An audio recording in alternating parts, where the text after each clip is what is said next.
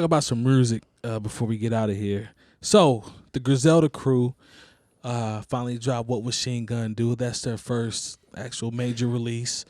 Raekwon is on the intro, just doing Raekwon stuff, talking that slang. You know what I'm talking about? Let's see. Production is Daringer and Beat Butcha. Yeah, Heat.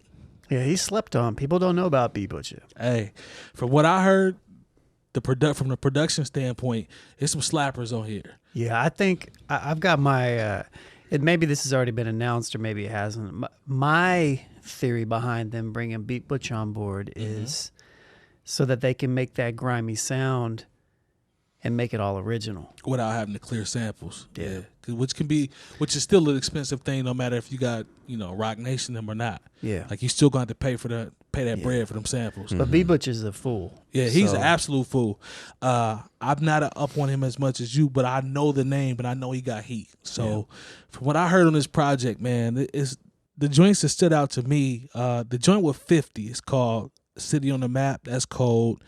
There's a joint called Dr. Birds that's cold. Chef Dreads, that's number 2.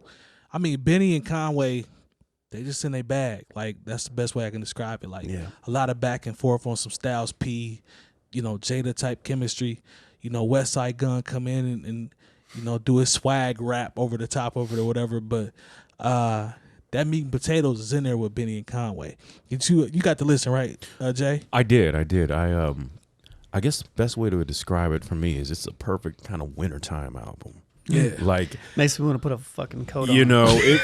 Triple Fat Goose. If there was ever a project of theirs that just feels like Buffalo, in the wintertime, this is it. I mean, I mean, of course, I'm a fan. Spoolz hit me up, or he put me on. Shout out to Spoolz too, DJ Spoolz. To them when I heard the Mr. T joint, I was like, whoa.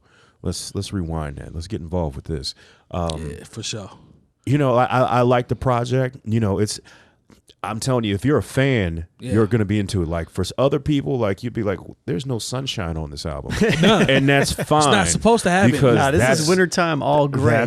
That's I heard somebody made a joke. It sounded like the dudes in Griselda never had a really good day. Like they never had that weekend. Cold and rainy. Be like, man, everything was hitting this weekend. Man, but that joint is hard though, man. No, I mean, like I said, all I can say is a perfect wintertime grimy album. That's Dame. I'm sorry, I watched the Dame interview earlier. I'm sorry. So if you're a fan, then you're they made it for the people who are already fans. For sure. I can see other people having a little hard time getting into it. It ain't for everybody though. It's not for everybody. It's not the most accessible. This ain't a mainstream record. Yeah, this ain't nothing you're gonna hear on the radio. Not at all. Say that. Maybe 𝐀𝐿 45. Yeah, you'll hear it on there. But they'll run it back on there. Yeah. They'll start it and run it back on. No party records. You know what I'm saying? If you're looking for grimy hip hop that has a nostalgic feel, but it's still updated, from production standpoint, and just dudes rapping their ass off like about street shit, it don't get no better than that.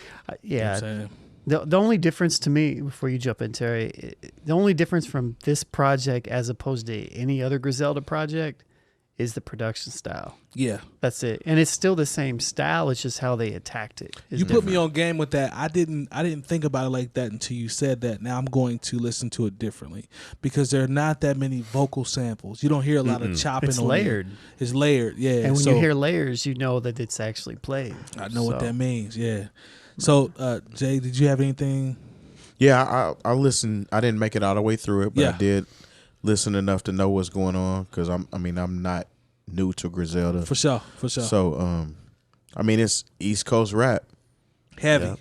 Yeah. Top to bottom. If you're looking for an authentic East Coast sounding album, this is probably your best bet right now. This Niagara Falls rap, this ain't East Coast. Yeah. Oh, and for those of you who need this in your life, there is an Eminem verse on there. Yeah.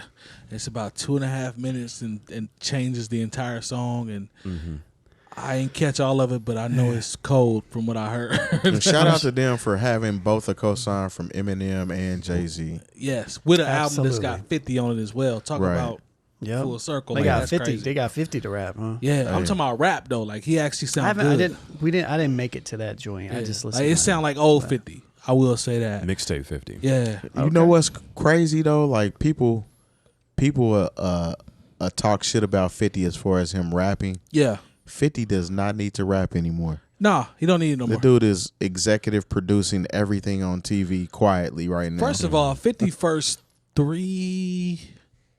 two for sure. What went diamond? Like no, I'm gonna give him his first two was solid as fuck. I mean, Get Rich or Die Trying to me is, if it ain't a classic, it's close. Massacre Like, was. Oh no, it's a classic. It's a classic. Okay, let's- I mean, I'm not mad at that. I'm just saying Massacre was. You can hate on no it if way. you want, but that There's was no way it's not. that album was amazing. Like he had like 9 beats from Dr. Dre. Come like, on, man. That doesn't even. Yeah. So once he comes out with that in the Massacre, and then Curtis is like, man, Vitamin water. So Ja Rule ain't got a prayer for fucking 50 Cent, bro. He needed to give that up. But that's even more so. That's also why it's dope to see 50 on this Griselda Yeah. project. True. True. Ja Rule was